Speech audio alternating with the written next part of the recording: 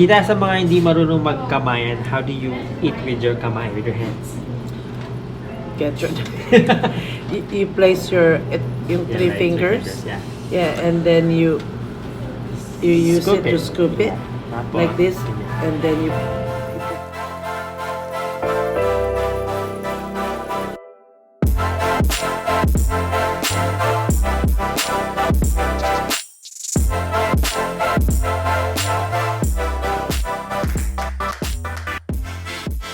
What is kamayan? Can you explain to our viewers?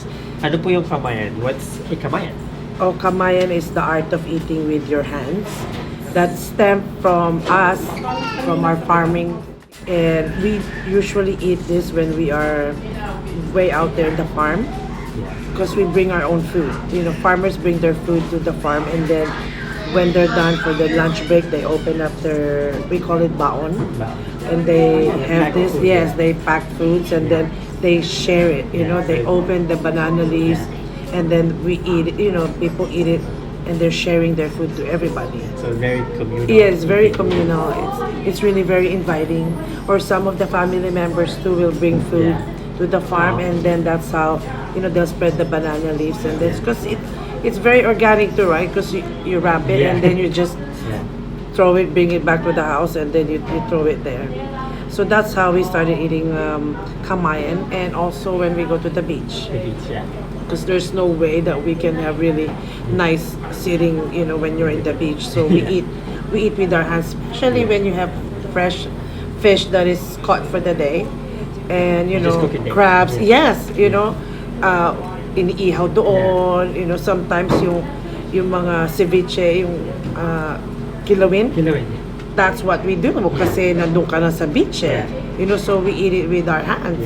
So it's really, really fun. Tita, sa mga hindi marunong magkamayan, how do you eat with your kamay, with your hands?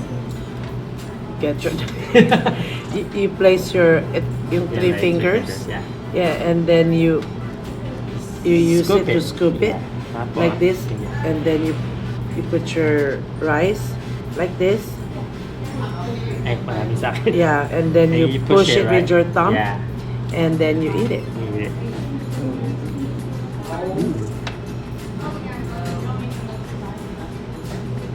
Wala pang ulam yan.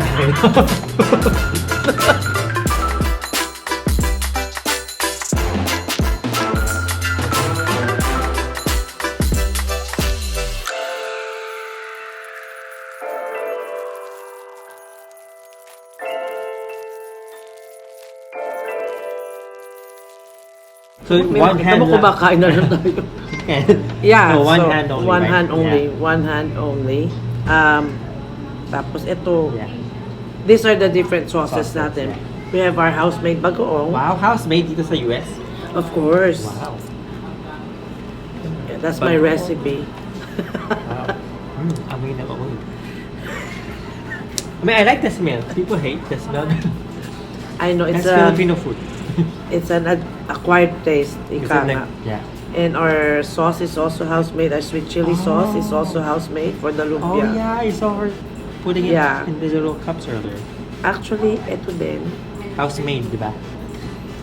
At yung lechon sauce. Lechon sauce is also house-made.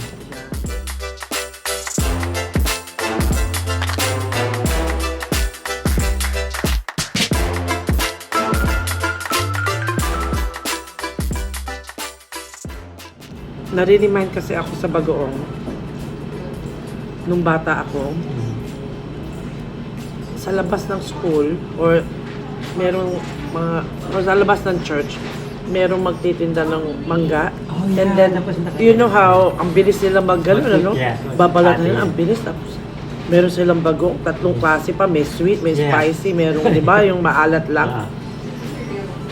Kaya na-remind ako sa gano'n. Kaya, I came up with this flavor ng bagoong. It's in between.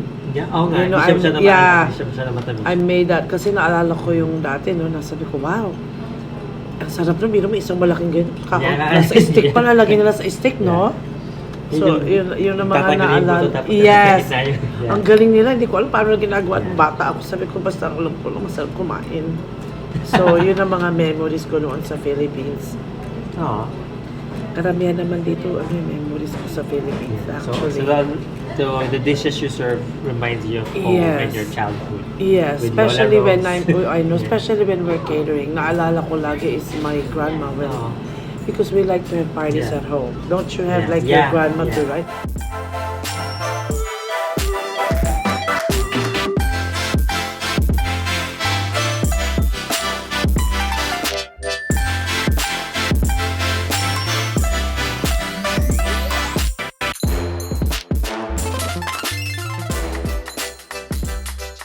Hugasan ako ngayon. Enough ko na ba? Di ba? After. You know, eating with a Kamayan, it's like having a crab feed. Ah. You know, they use their Yeah. hands, but they're using crab, right? Ours is the same, but it's just, you know, more dishes, Yeah. more entrees. Yeah. Yeah, so that's basically what a Kamayan is. It's Yeah. like having a crab feed. Yeah. You did your hands. So only right hand. Don't use your left because culturally that's used for something else. Not gonna explain. Google it. So maganda yung may crab feed para alam nila na, oh, that's what it is. Kasi, Yeah. Do you ang sarap pala, my God, kahit palamig. know?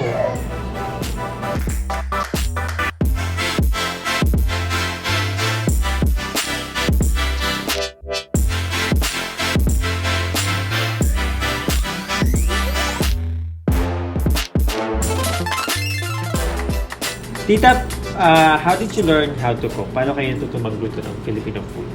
Sa lola ko. Kay Lola? Yes. Ano pa kayo, Lola? Lola Rosa. Rose. Wow, Rose. Yes, I know Rose. And she has a lot of garden na maraming roses talaga. Oh. Yes. Because I was the youngest in the household. So I'm Yeah. always the one next to my grandma.